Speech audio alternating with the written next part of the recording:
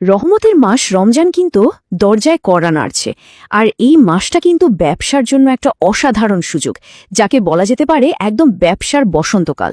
তো চলুন এই ৩০ দিনের সময়কে কাজে লাগিয়ে কিভাবে দারুণ একটা আয় করা সম্ভব সেটাই আজকে জেনে নেওয়া যাক। দেখুন, আমাদের সামনে কিন্তু দুটো পথ খোলা। একদিকে এই রোজার মাসটা টিভি দেখে আর ঘুমিয়ে কাটিয়ে দেওয়া, আর মাস শেষে ঈদের কেনাকাটার টাকা আসবে কোত্থেকে এই নিয়ে আফসোস করা। আর অন্যদিকে এই একটা মাসকে জীবনের মোড় ঘোরানোর সুযোগ হিসেবে দেখা, যেখানে এই ৩০ দিনেই হয়তো পুরো বছরের আয় করে ফেলার সম্ভাবনাও রয়েছে। তাহলে চলুন আসল প্ল্যানগুলোতে যাওয়ার আগে সবচেয়ে বড় যে মানসিক বাধাটা আমাদের অনেককে আটকে রাখে, সবার আগে সেটাকে সরানো যাক। আসল কথাটা কিন্তু এটাই, অনেকেই ভাবেন, আরে আমি এত শিক্ষিত একটা মানুষ, আমি কি এখন রাস্তায় দাঁড়িয়ে কিছু বিক্রি করব? কিন্তু একটা কথা মনে রাখতে হবে, পকেটে টাকা না থাকলে কিন্তু সম্মান ধরে রাখাটা খুব কঠিন।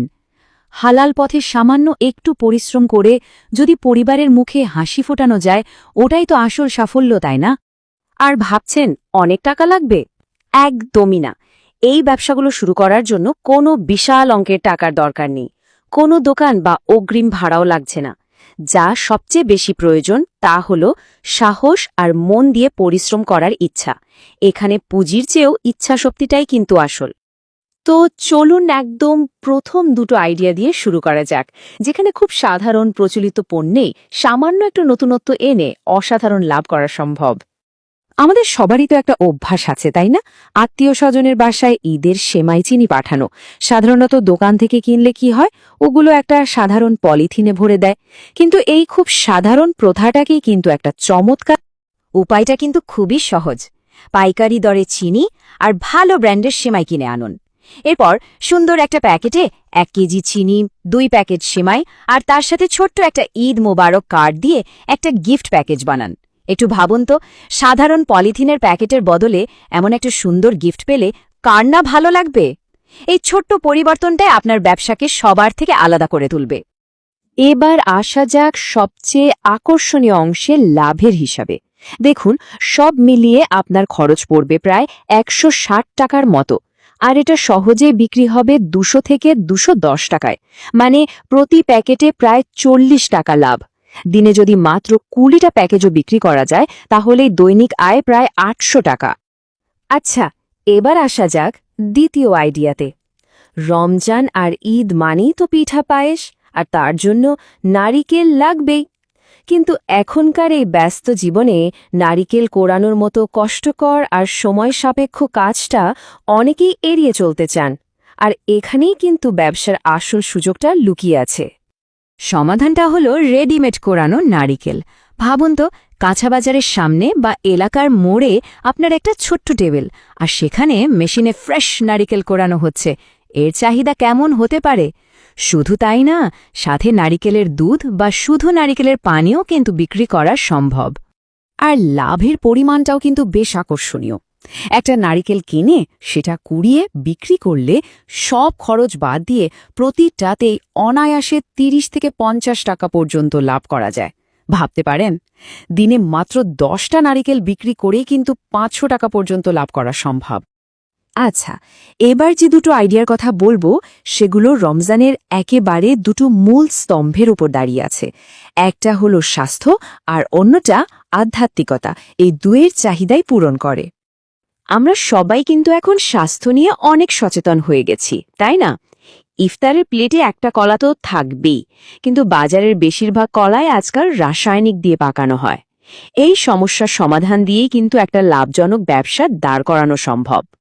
এখানে আপনার আসল ট্রিক্সটা হবে বিষমুক্ত প্রাকৃতিকভাবে পাকানো কলা। যখন একজন ক্রেতাকে বলা হবে যে এটা নিজের তত্ত্বাবধানে পাকানো এবং এতে কোনো মেডিসিন ব্যবহার করা হয়নি, তখন দেখবেন তিনি ৫ টাকা বেশি দিয়ে হলেও আনন্দের সাথে কিনবেন। বিশেষ করে আসরের নামাজের পর মসজিদের গেটের সামনে এর চাহিদা থাকে সবচেয়ে বেশি। রমজান মাস এলেই কিন্তু আমাদের মনটা একটু অন্যরকম হয়ে যায়, তাই না? একটা ইবাদতের আমেজ চলে আসে। যারা হয়তো সারা বছর মসজিদে যান না, তারাও এই মাসে আতর, সুরমা ব্যবহার করেন, টুপি পরেন। এই আধ্যাত্মিক চাহিদাকে কেন্দ্র করে একটা দারুণ ব্যবসা হতে পারে। চক বাজারের মতো পাইকারি বাজার থেকে আতর, সুরমা, টুপি আর ডিজিটাল তসবিহ কিনে আনুন।